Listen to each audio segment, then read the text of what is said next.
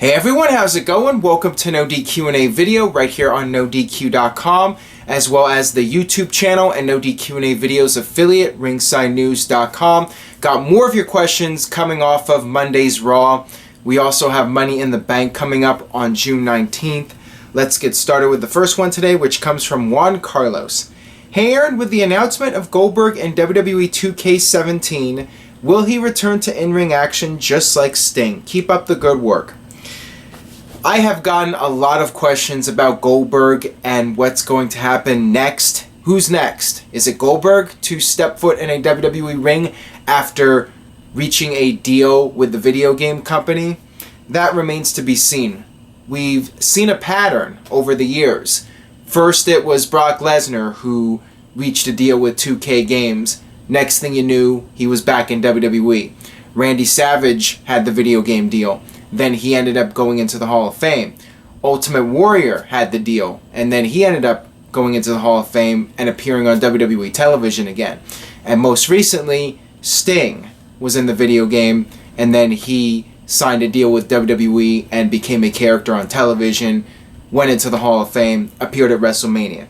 Will the same pattern continue here with Goldberg? Will he come back for one more match and maybe go into the Hall of Fame?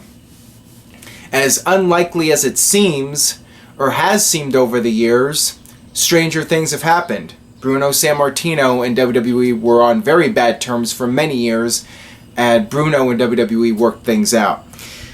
Goldberg has said it in the past that he would like to see his son get a chance to watch his father compete in a high-profile match.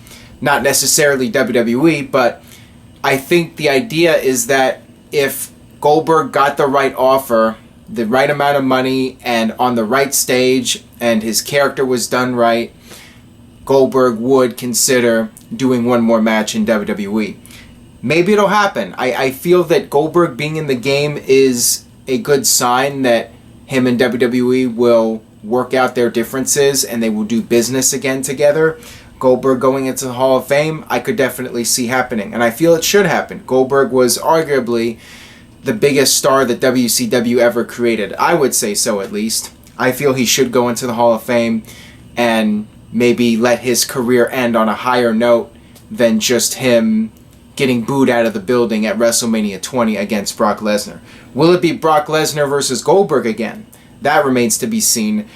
The people at 2K Games definitely got a lot of people talking during that trailer when you can see Suplex City in reverse on screen as Goldberg shows up with a bunch of cops stomping to the Goldberg music. It's very interesting. Time will tell. I think that the odds are fairly decent that we will see Goldberg in some capacity, if not wrestling in WWE, at least going into the Hall of Fame one of these days. Will it be next year? Who knows? Moving on here, got this question from Boston Rules 15. Do you see Bray Wyatt getting a push for the WWE title, or is he never going to reach that level? I do not see it happening anytime soon. I think that Bray Wyatt versus Roman Reigns is played out. Same thing with Bray Wyatt versus John Cena, and I'm expecting Cena and Reigns to be the respective world champions for the time being. I think that if Bray Wyatt goes back to being a heel, he'll feud with Brock Lesnar over the summer. And if he's a babyface, I do not see him going against Roman Reigns, just because that's yet another guy that will cause the fans to boo Roman Reigns even more. And I think WWE will try to put heels up against Roman Reigns. I do not want to see Bray Wyatt versus Roman Reigns again. We saw it enough last year. It's time to move on to something else. Maybe eventually, but if Bray Wyatt is ever going to have that opportunity, I think it's more likely for him to get that push as a babyface. I think Bray Wyatt as a heel has really run its course, and I think he was on his way to being a top babyface before he got hurt, and when he comes back, it's possible he'll be a heel again, so WWE can do Lesnar versus Bray Wyatt at SummerSlam. This next one comes from Daniel Jobber. What do you think of the possibility of Stephanie wrestling one more time against Charlotte? I got a couple of questions about this on Twitter. I think it's unlikely. I think the whole point of that segment on Raw with Stephanie and Charlotte was to get over Stephanie as a babyface. In case you don't know, Stephanie has a book coming out soon, and that's the idea of her being a babyface right now. So when her book comes out, people will buy it, and she's trying to get herself over as this likable character on television. That's the whole idea behind Stephanie's character right now, and why WWE's not doing the obvious split between Shane and Stephanie. They're more focused on trying to get her over as a babyface right now, rather than advance the brand extension storyline, which I think is a mistake. I mean, in my opinion, the brand extension storyline has been very underwhelming up to this point, and I think that having the friction between Shane and Stephanie was the logical way to go. And it looks like they're not going in that direction now because of Stephanie having the book coming out, which is really silly. I think it's hurting the storyline, but whatever. Got this one here from the Flying Welshman. Hey Aaron, with the brand split coming, will Raw and SmackDown have separate pay-per-view events? I think it's unlikely. I haven't heard anything about WWE doing separate pay-per-views. I think it would be best to just have both brands on the pay-per-views, and that makes the pay-per-views more special. You tune in to the pay-per-view events, you know you're going to see both brands, and that will be the only time you get to see both brands is by watching the pay-per-view events. It really doesn't matter, but the problem with doing separate pay-per-view events is that unless you're doing 2 a month, you're going to have a 2-month period between a Raw pay-per-view and a 2-month period between a SmackDown pay-per-view. And it didn't really work out so well the first time. The pay-per-view suffered. It is a different era now with the network and people only paying $9.99 a month, but still, I think it would be better in terms of quality for the pay-per-views to remain dual branded. Got this one here from Alex. If handled well, could this brand extension be better than the original? Yes, but it's about handling the brand extension well for a long period of time. I could see WWE really focusing on this brand extension for the first couple months and then giving up on it again, and it becomes watered down and it really means nothing. You end up having guys on both shows jumping around back and forth, and it's not really a brand split. If WWE takes this seriously over the next several years, then it could be better than the original. But I'm not expecting too much from WWE at this point. I would not be shocked if in 6 months it's already watered down and it's already something that people are dreading and people want WWE to go back to their just being one brand. Got this one from Tyron. With the brand split happening, do you think that they should have Stephanie run Raw and Shane run SmackDown and Triple H run NXT? If WWE was really going to go all out with this split between Shane and Stephanie, then yes, that would make sense for one person to run Raw and one person to run SmackDown, and even take it a step further and have Triple H run NXT. But at this point, it doesn't look like there's going to be that split between Shane and Stephanie. And if that's the case, I think it's fine to have both of them running both shows as long as you have separate rosters for Raw and SmackDown. And there is somewhat of a split, at least with the rosters. I mean, you don't necessarily have to have a split with the Authority. You can have Triple H and Stephanie running both shows. I would be fine with that as long as there is a true roster split. This one comes from WrestlingFan94. Do you see WWE doing a yearly draft now that they're bringing back the brand extension? I would expect it, just because the brand lottery, the extension, it usually draws a big rating when WWE does it. Typically over the years, it has made a difference. It's popped a rating. It gets people excited about the product, thinking WWE is going to shake things up and it's going to be a new era. It creates a lot of optimism every year, and that's why I could definitely see it happening. And WWE was, for a while, doing them on a yearly basis until they just really got lazy with the brand extension and just stopped doing the drafts. I would definitely expect it. Got this one here from Stefan. Surely WWE realizes that their creative team is the biggest weakness. Then why are they changing everything but the creative? Again, WWE's attitude is that if they're making money, their formula is working and there's no need to change it. Why fix it if it's not broken? That is how they see things, and as long as the company is profitable and people are coming out to the arenas and subscribing to the network, nothing is going to change. There's no need to change up the creative process if they're still making money. They only care about the green. They only care about being in the black. If they get into the red, then you have to start making some serious changes.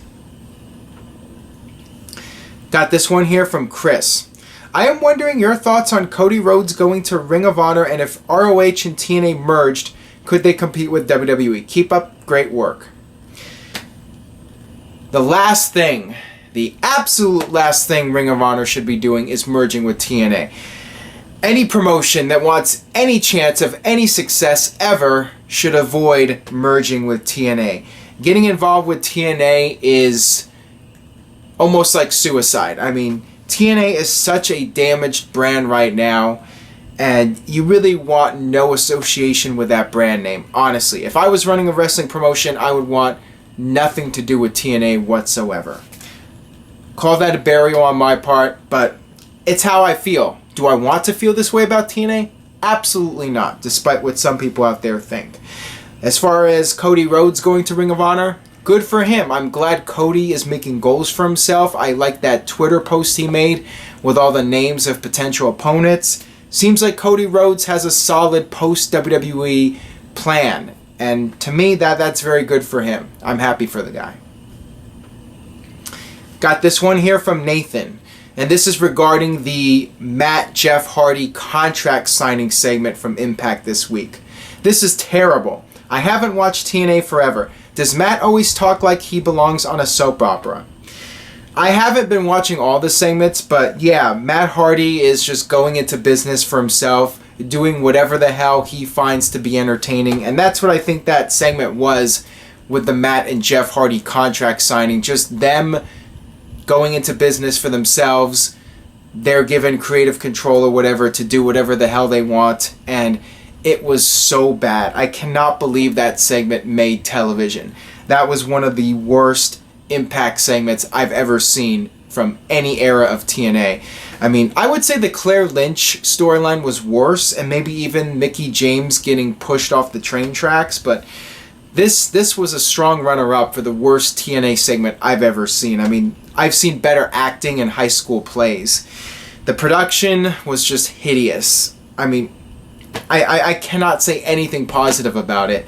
I don't know how anybody out there could defend that segment. It was one of the worst things I've ever seen on a wrestling show. Just WCW 2000 bad. TNA bad. I mean, it is what it is. Got this one from Brett. I always wondered this. Why did the Powers of Pain drop their theme song after getting Mr. Fuji as their manager and turning heel in 1988? I'm not sure the exact reason, but I'm assuming it's because of the fact that WWE did not want them to get cheered as babyfaces with cool entrance music. With Demolition, they had that theme song, but they were heels for a while, and I think the theme song was part of the reason that fans started cheering for Demolition, and that's why WWE decided to do the double turn, because Demolition was getting so over as babyfaces. And once Demolition turned heel and dropped that theme song, nobody really cared about them anymore. I think that's really a sign that the theme music really does make a difference, and if somebody has a cool entrance theme, that can really help them get over with fans. And likewise, if they don't have the theme song that people like, then they're not going to get as much of a reaction. And I think WWE just didn't want the Powers of Pain to be getting cheered over Demolition. And I know when they did that double turn, it didn't really work out as well as WWE had hoped on that night. I remember the fans were still booing Demolition when they came back out and took out the Powers of Pain, and the fans were just confused. So I think WWE wanted to make it clear the Powers of Pain were heels, and that's why their music was dropped. Got this one here from Kiara. We know how great wrestling fans are, both of you. Do either of you have any tips for people who want to join WWE? This question was directed at myself and Jeff Meacham. A couple of things. First off, make sure you get proper training. Go to a wrestling school that has a good reputation. Make sure you have a backup plan because it's unlikely you are going to get a job with WWE. Make sure you have a proper education and you have something else to do if the wrestling doesn't work out. And of course, maybe work on promos, work on your physique. I mean, the better you look, the better your chances are of getting a job with WWE.